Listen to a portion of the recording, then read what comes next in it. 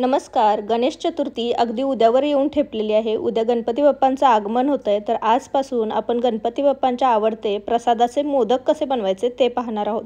तर वेगवेगळ्या प्रकारचे प्रसादाचे मोदक आपण बघणार आहोत.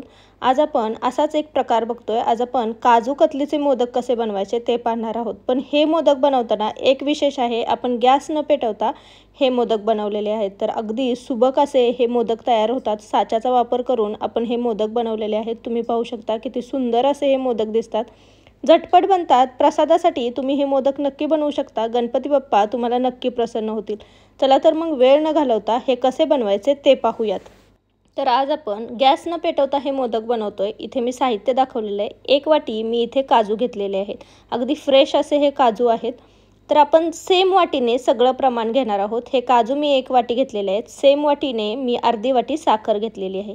त्याच सेम वाटीने मी पाव वाटी मिल्क पावडर घेतली आहे. तुम्ही कुठल्याही डेअरी व्हाईटनरचा वापर करू शकता. इथे मी 2 ते 3 चमचे दूध घेतलेले आहे. दुधाचा आपल्याला जास्त वापर करायचा नाही आहे. एवढ्या प्रमाणाला एवढंसं दूध भरपूर झालं तर आपण एवढ्या दुधाचा वापर करून, एवढ्या साहित्याचा वापर करूनच आज मोदक बनवणार आहोत. तर पहिल्यांदा आपण मिक्सर जारमध्ये हे घेतलेले काजू जे आहेत ते बारीक करून घेणार आहोत. तर मिक्सर जारचं झाकण लावून याची आपण बारीकसर अशी पूड करून घेणार आहोत. मी तुम्हाला दाखवते. मस्त रवाळ अशा टेक्स्चरची ही पूड तयार झालेली आहे. जास्त बारीक केले तर मग काजूचं तेल सुटू शकतं आणि त्याचं असं कणकेसारखं पीठ तयार होऊ शकतं. त्यामुळे अशी रवाळ अशी टेक्स्चरची पूड काढायची आणि ही आपण एका चाळणीच्या साहाय्याने एका बाउलमध्ये चाळून घेणार आहोत. त्यामुळे काय होतं, जे मोठे खडे आहेत किंवा मोठे जे तुकडे राहिले असतील ते बाजूला निघतात आणि मऊ असं टेक्स्चर आपल्या काजूच्या पुडीला मिळतं. तर मी सगळी पूड अशी चाळून घेतलेली आहे. तुम्ही पाहू शकता मऊसूद अशी ही पूड आपली चाळून तयार झालेली आहे. आपण आता ही एका साईडला ठेवूयात आणि आपण जी साखर घेतलेली होती ती आपण बारीक करणार आहोत. तुमच्याकडे जर पिठी साखर असेल तर तुम्ही डायरेक्टली पिठी साखरचा वापर केला तरीही चालेल. तर आपण साखरही मस्त अशी बारीक करून घेतलेली आहे. अगदी पिठीसारखी मऊसूद साखर झालेली आहे. तर आता आपण ही साईडला ठेवणार आहोत आणि ज्या बाउलमध्ये आपण काजूची पूड काढून घेतली तो बाउल घेणार आहोत. आता यामध्ये आपण ही जी मिल्क पावडर घेतली आहे ती मिक्स करणार आहोत. सोबतच आपण जी पिठी साखर तयार केली त्यातली अर्धी वाटी पिठी साखर आपण यामध्ये मिक्स करणार आहोत. एवढ्या काजूसाठी ही गोडीचं प्रमाण योग्य आहे. आता एका चमच्याच्या साहाय्याने हे सगळ्या ज्या पिठी आहेत त्या आधी आपण मिक्स करून घेणार आहोत. ह्या सगळ्या पिठी आपण व्यवस्थित एकजीव केल्या की यामध्ये आपण 2 चमचे दूध घालणार आहोत. पहिल्यांदा 2च चमचे दूध घालणार आहोत. 2 चमचे दूध घातल्यानंतर हे व्यवस्थित मिक्स करून घेणार आहोत. यासाठी आपल्याला जास्त दूध लागत नाही, त्यामुळे आपण थोडंच दूध घालणार आहोत. एकदम दूध घालायचं नाही, नाहीतर मग जे तयार मिश्रण आहे ते पातळ होऊ शकतं.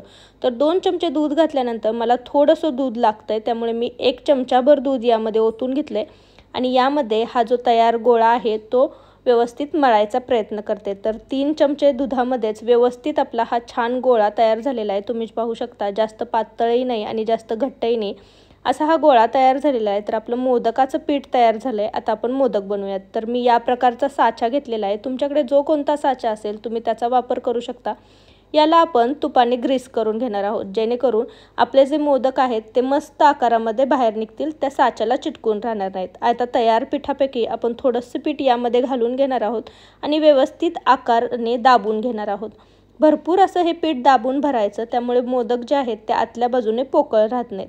तर सेम पद्धतीने आपण इथे 4 मोदक एका साच्यामध्ये बनवू शकतो. मग मी 4ही मोदकाच्या साच्यांमध्ये हे पीठ भरून घेतलेलं आहे. तुम्ही पाहू शकता हे व्यवस्थित मी दाबून पीठ भरलेलं आहे.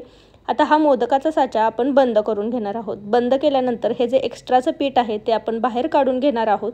एक्स्ट्राचं पीठ बाहेर काढून घेतल्यानंतर याचा जो तळ आहे तो व्यवस्थित आपण प्लेन करून घेणार आहोत. तर सगळ्या मोदकांचा आपण तळ व्यवस्थित प्लेन करून घ्यायचा दाबून, जेणेकरून या मोदकांना आकार छान येईल. तर तुम्ही पाहू शकता की याचे सगळे जे तळ आहेत ते व्यवस्थित मी दाबलेले आहेत. आता हा साचा आपण उघडून पाहूयात. तर तुम्ही पाहू शकता की यामध्ये छान असे मोदक तयार झालेले आहेत. तर याचा जो कडेचा भाग आहे, एक्स्ट्राचा भाग आहे, तो आपण काढून टाकणार आहोत. मोदकाला अतिशय सुंदर असा टेक्स्चर आलेला आहे, छान आकार आलेला आहे, तुम्ही पाहू शकता. आणि मऊसूद असे हे मोदक तयार झालेले आहेत. अशाच पद्धतीने आपण सगळे मोदक बनवून घेणार आहोत. तर असे हे काजू कतलीचे मोदक मस्त आपण सगळे साच्यांमध्ये तयार करून घेतले.